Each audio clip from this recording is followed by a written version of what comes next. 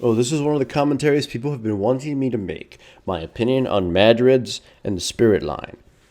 That said, I've written countless articles so far about item builds, which people did actually read, but they tend to be bogged down and people seem to forget to bring them back out. And, you know, what opportunity cost and dynamic building is. So I've already actually given my opinion out on this, but it was in a broader article. So now I'm gonna narrow it down and just talk about Madred's and the Spirit line in this video and in the following article that is linked in the description. Now the next thing is economics 101. Not a lot of players are familiar with the term opportunity cost, given how the fact that they constantly ask me, what are all your builds or all these other really dumb things. Okay, anyways, opportunity cost is essentially whatever your choice is that you made, what else it cost you, what other options did it cost you. Think of it this way. The professor asked us how much, and I'm gonna just make up prices, okay? How much did that iPhone cost? $100? Okay, everybody pretty much just said $100. Then he explained it. It didn't just cost you $100. That 3DS that cost $100, it cost you that too. All that food you could have gotten, it cost you that too. It cost you that $100 worth of gas, and it cost you that $100 worth of clothes. Essentially, opportunity cost means everything else you could have purchased with said currency, money, or whatever that you gave up in order to purchase whatever you did purchase. And that is one of the most important things to understand when it comes to items in League of Legends or in almost any video games. You bought whatever you bought now came at the expense of not buying something else right then and there with the gold you had. And it's very important to understand this because you have to take into account how much time it took you to accumulate the gold you used to purchase said item. It's some people say, why don't you just buy a BS sword? Well, Bloodthirster or something, or Trinity Force. I'm a jungler. It'll do damage. Well, think of it this way: junglers don't get as much gold as anybody else. That's already one weakness. You have to build the Trinity Force, which is an expensive item, and with your shitty gold, by the time you actually manage to build it, the enemy team either deals so much damage they kill you before you get to utilize it well enough, or tanky enough that you need other tank destroying items like Last Whisper or Void Staff in order to actually do anything to them. So it becomes a moot point. That's why you get more cost effective items, etc., whatever. And that's why it's important to understand opportunity cost. And it applies to the Madreds and Spirit line because when you buy Madreds, you pretty much use up the gold you would, when you buy Madreds, you use up the gold you would use to buy the Spirit line or whatever. It's kind of, most of the time, silly to buy both unless you have something special in mind later, which I may explain. I don't know if it's that important. But the reason it's important to understand this is because when you buy certain items in the Spirit line or the Madred's line, they have an opportunity cost. All these items are essentially an opportunity cost from the machete. The machete is just a big opportunity cost, and I'll explain that in a second. It needs to be understood what machete is. And machete is essentially an item that's core on most every jungler, and you purchase it at the beginning for 300 gold along with potions, and it's essentially a gold dump. You either leave it as that or you upgrade it, which in most cases you will upgrade it. You upgrade it mostly because you don't want to waste that 300 gold or sell it and having wasted some whatever was the difference in there in the exchange. That said, the upgrades aren't exactly that terrible, and if you're already in the path of upgrading, you might as well go all out on it. They're very cost-efficient items, at least in the Spirit line, and both paths are good, except everybody keeps asking, which one is the better path? More than likely, the Spirit line is far superior than the Madred's line. The Madred's line is kind of a joke for a lot of junglers, or in most cases. However, it does have its uses, and this is what the purpose of this video is. So people can stop asking, when would you build Madred's, or why do you build Madred's? Madred's Razor is the classic jungle item. Recently, they removed the RNG from it, which is the random number generator, and it no longer relies on pure randomness in order for it to deal damage to monsters.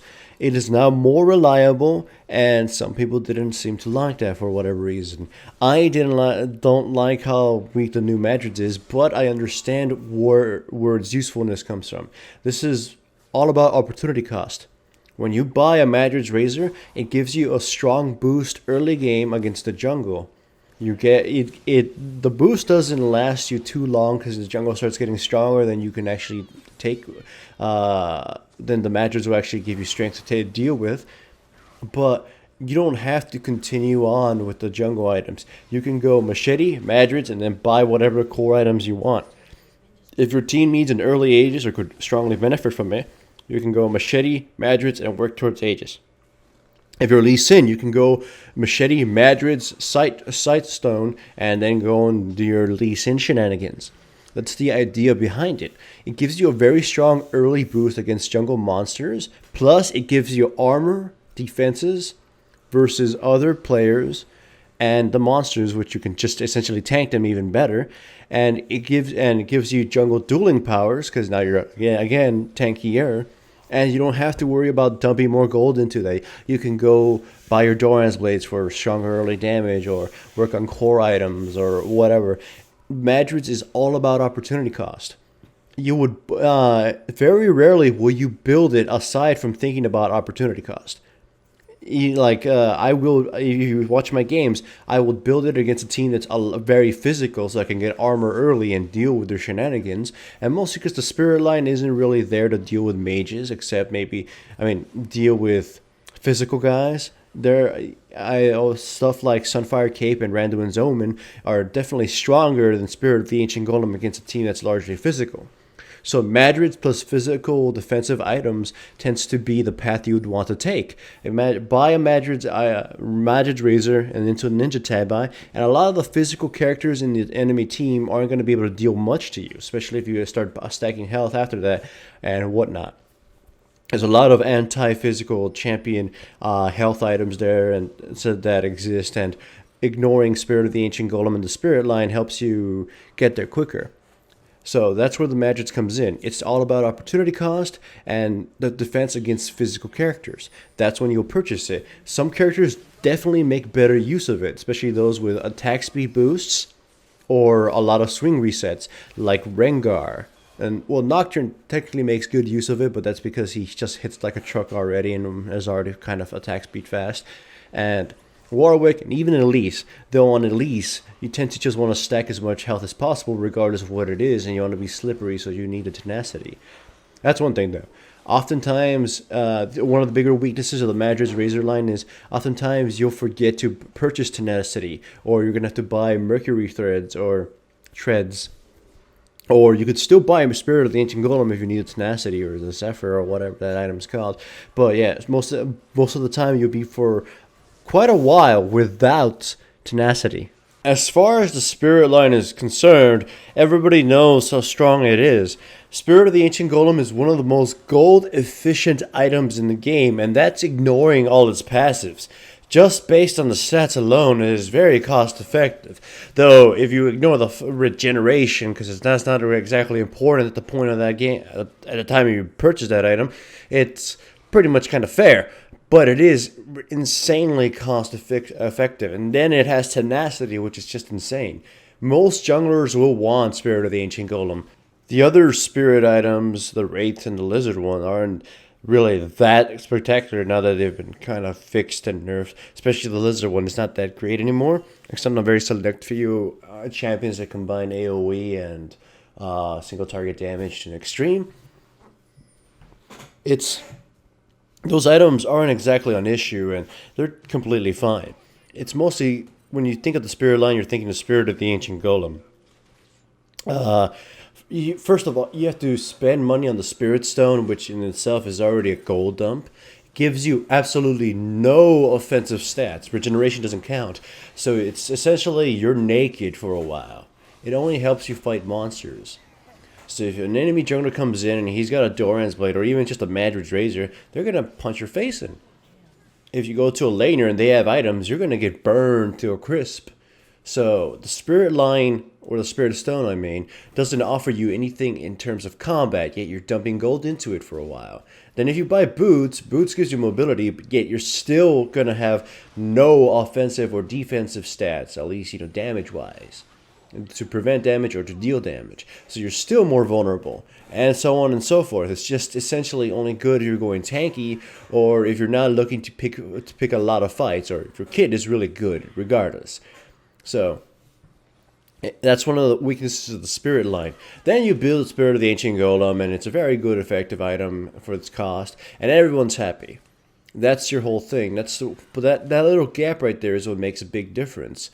And you have to dedicate yourself to finishing Spirit of the Ancient Golem, and then getting gold to get Aegis, into getting Locket, into getting your Sunfire, to getting whatever other items you need. Sure, you can finish Spirit of the Ancient Golem later. You can delay everything and just keep that to the end. And in some cases, that might be smarter to do. But at the same time, the Spirit Stone never offered you any stats. And the only reason I'm stating this as a negative is because everybody already knows all the positives of the Spirit of the Ancient Golem and the Spirit line. Just you have to understand why someone would opt not to purchase a Spirit item and rather get Madred's Razor or other items. If you stick to the Spirit Stone, you won't have stats, and therefore you'll be vulnerable. You need to build other items. It's all about opportunity cost, and that's shenanigans. So, and for most cases, for most champions, especially bruisers and especially tanks, you will want to get Spirit of the Ancient Golem, and it's helpful against mages, of course, because they tend to have the CC, and health is a sort of a pseudo counter to magic because they just you soak up the damage. So that's one of the reasons you'd want to get it. Oh, well, actually, that's most of the reasons you'd want to get it. It's one of the better items. But it's important to note all of this so you can see why someone would opt for Madred's Razor instead, or, and in this case, opt for neither of them and just get Machete and skip to Doran's Blades or other health items or whatever. As far as Wriggle's lanterns go, the only reason I've ever really wanted to purchase that is to have that spammable ward in order to, just kind of have fun with it. Or if it's kind of a fun thing, is if it's going to be your only lifesteal item because you don't want to purchase Bloodthirst or whatever, it's not a bad purchase. It's, again, opportunity cost. You don't feel you can afford a BF sword and then upgrade it, or Hydra or whatever. So you want lifesteal, so you're just going to buy that quickly and then leave it at that. Or, in a funnier way, if you're going to stack lifesteal, and this is one of the more cheaper lifesteal items you can get early on. It's actually a gold efficient item, with or without the wards. So, it's just a dead-end item. So, for the most part, it's useful in some characters, but not overly so. It's like Madred's Razor, it's more leaning towards early game jungle prowess. Anyways, in conclusion, from what you can get from this is, it's all about opportunity cost. It isn't that you're buying spirit items, you're buying Madred's, is that you want to buy other items. And when you ignore the spirit items, if you're buying Madred's, it's either to counter a hugely physical team, which in most cases should be rare, or in most cases, like you saw in Worlds or everything, it's so you can ignore building more jungle items and going straight into pure items, Aegis or whatever. You could still build Spirit of the Ancient Golem if you need Ninja Tabi and then you need Tenacity. You can still do that. You can have Madred's and Spirit of the Ancient Golem. But it is largely so you don't have to invest more into it, and you can just go straight onto your murder items, your tank items, or whatever have you. The Spirit line is the Spirit line. It's just very gold efficient items, Spirit of the Ancient Golem being ridiculously overpowered. And it's the standard fare. It helps you jungle, and then it helps you late game and team fights and all that other stuff. That one doesn't need an explanation. But again, I'll reiterate, Madred's is there if you're cheap as fuck and you want to buy your real items, or you're dealing with a lot of physical guys and only care about the early game jungle phase, and because you'll feel you'll get enough offensive items or other items, or your abilities will scale naturally, that you'll just clear out the jungle without the need of any Madred's or Machete crap. Or you just hate machete altogether and you just want to buy machete and then buy a bunch of other items that you need. It's kind of at the will of the game.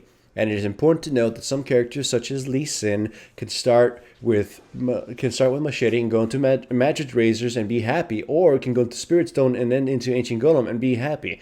Everyone's versatile. Most champions can make use of both, and it all depends on the game, opportunity cost, and the situation. It's never static, and it always evolves. Your build should always be reactionary to whatever's happening in the game.